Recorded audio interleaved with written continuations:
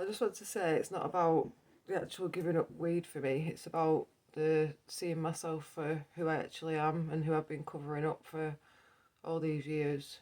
Um, it's really hard to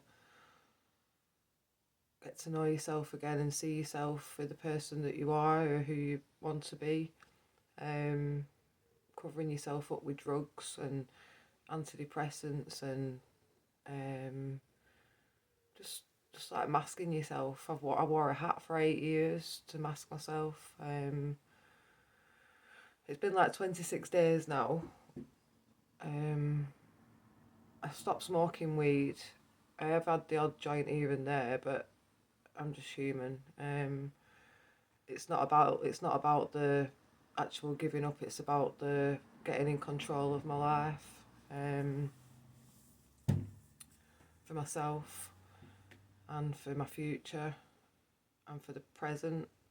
Because if you can't be present in your life, then you, you haven't really got a life because you're not actually in it. You're just going with the flow of the whatever recreational thing that you're putting in the way of trying to hide yourself. Um, so I've done that for a long time. I'm 40 this year. 39 at the minute, so I'm still in my 30s. It's been a hell of a life experience, learning journey for me. And if I didn't know that you didn't have to cover yourself up and I could just be freely myself, then um, I don't know. Things work out the way that they do, don't they? I suppose. And I'm at this stage now where I fully want to heal. I don't want to heal. I just want to embrace myself, and I want to know my strengths. And I do know my strengths, and I know my weaknesses, but I want to be fully present for them. Um, like I want to engage with myself. I want to engage like with other people, as myself, and not covering myself up. The hardest part is getting to know yourself. Um, like I struggled with anger when I was younger. Um, I had a bad experience when I was 6, and then it just continued from there. I had a hell of a lot of anger. I didn't know how to express myself. The same patterns continued throughout my life. I got thrown out of my house when I was just turned 16, and a lot of bad things happened then as well, which weren't in my control. I was just trying to survive. Um, and being in that constant survival mode, I didn't have food. I didn't have a place to live. I didn't have any family. I just had destructive people around me that were trying to gain for themselves, with no thought for anything else around them. So that was pretty much my life until I had my son and I got my house. Well, no, it was till I got my dog. I got a dog called Bongo, um, and then I got pregnant with my son. I had my son, um, and then things were going all right. Went to play groups, but I was still in survival mode. Still not fully with myself. I drank a lot. I drank a hell of a lot. Um, I just didn't know how to regulate myself. I'd not had the experience of being able to regulate myself. All I knew was like dysregulation. Um, no coping mechanisms at all. Nobody to set me on the right path. But I know now that only you can do that. But when you're younger, you just need a bit of direction. But all the people that I was meeting were just dysregulated. They were taking drugs. They were on their own like self-destructive patterns. And I got like roped into it and had some really bad experiences. Um, and then it's just like been pure survival ever since. Um, which led to me taking drugs, which led to me not liking myself, which led to me rejecting myself, rejecting other people, letting people in my life that weren't good for me, being treated in ways that I shouldn't have let people treat me. but you don't know. You're not consciously aware at that point, are you? But when I started smoking the weed again, it kind of just covered everything up. It masked everything. I was on my antidepressants as well, and they masked everything. They just made me into a zombie. So the past 2 years, I've been on my own healing journey by myself, and I've done absolutely everything in my power to become the person that I am becoming today. I changed my eating habits. I changed my exercises. I didn't change my exercises, but I started exercising. I get up, I make my bed every morning. I was gonna stay in bed today, but I thought, well, no, get up, because you don't have to be productive, but you've got to put effort into your life if you want to thrive. So that's what I've been doing. I think I've underestimated myself as well a lot of times. Gonna just have some of my herbal tea. Everyone seems to be having tea on YouTube, so I thought I'd join the tea gang. I've got green tea, and I don't know what's in the other one, but I've also got star anise and some honey. So yeah, cheers. So yeah, I think I've drastically underestimated myself, my power, my self-worth, everything that I've been through, and the strength that I've had to have to get through that. And everyone's journey is different and individual. My top's not dirty, it's got stains on it. I didn't even realise. I look like a right scruff, don't I? Hey ho. And I think if you put yourself in a position where you've been in survival mode, and all you've had to do is look after yourself all this time, but without really knowing how to look after yourself, it's just a constant grapple to try and hold on to something that you think's gonna get you through something. But when you actually take everything out, like the drugs, the antidepressants, the alcohol, the sugar, the toxicity of like everyday people, and like what like their consciousness of like how they've been brought around of thinking, kind of thing. You've got to in your life, you've got to not surround yourself with positivity, but I think if you feel like your nervous system's not comfortable in a situation, then I think you need to remove yourself, because it's just gonna escalate your nervous system, and then that's your nervous system is kind of putting boundaries in place for you.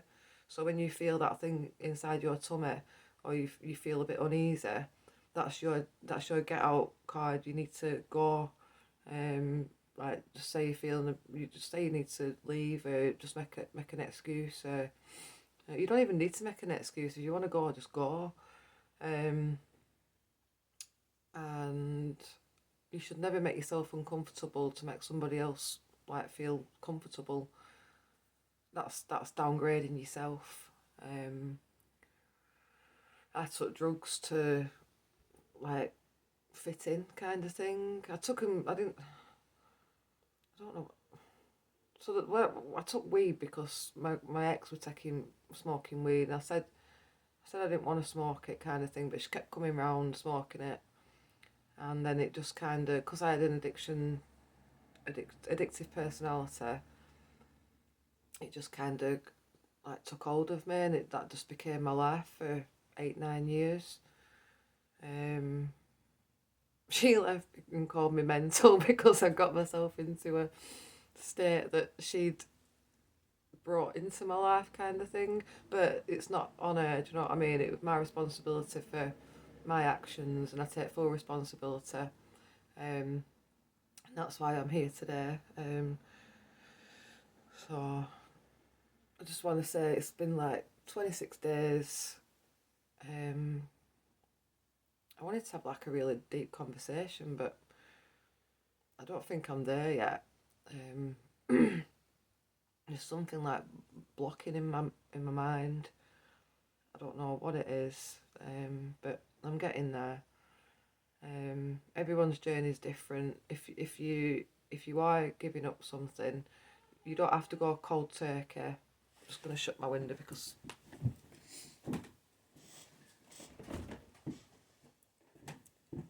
oh, right. So yeah, if you are giving up any substance, you don't have to go cold turkey, and I wouldn't advise anyone to go cold turkey on anything because the substance is in your body, and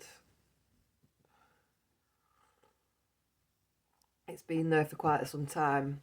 Your body's got used to it, and if you take that substance away from your body and your mind, you're going to go into some kind of shock,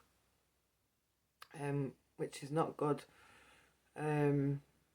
So even if you fancy a joint, if you need to have a toot on whatever I'm being real here. So do you know what I mean? You can't just take something out of your life. If you need to have a drink, just you can't do it.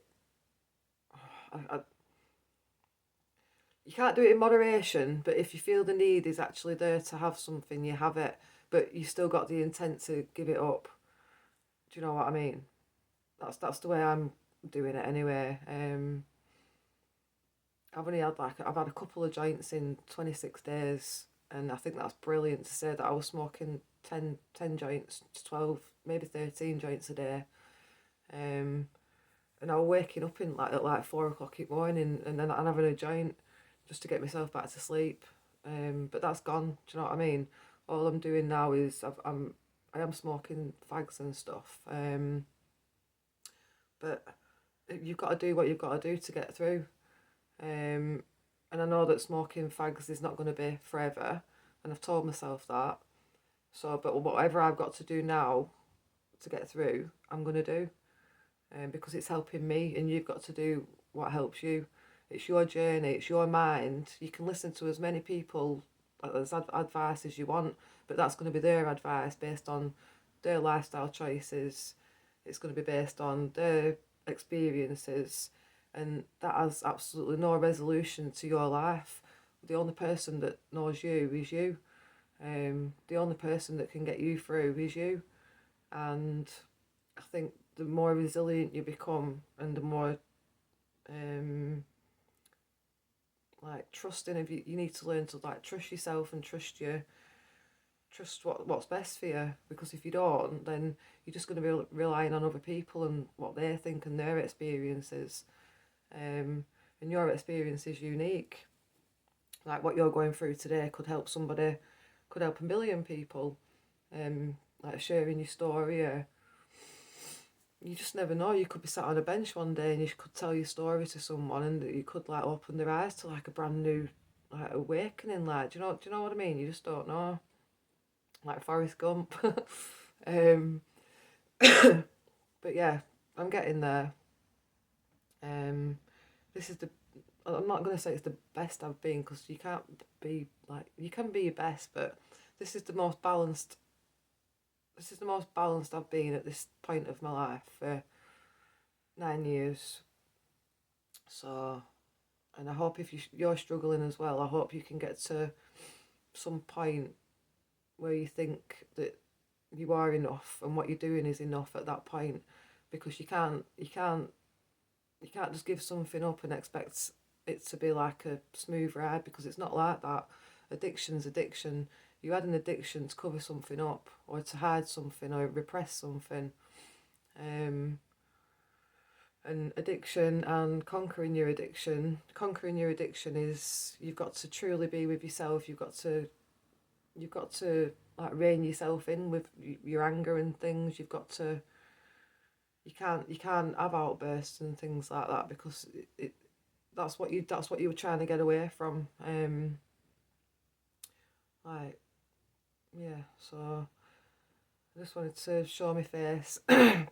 Welcome to my channel if you're a new watcher.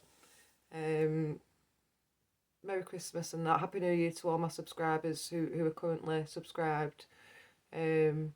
I'm going to be uploading more videos because I am feeling much better. The holidays just like took it out of me, and I couldn't.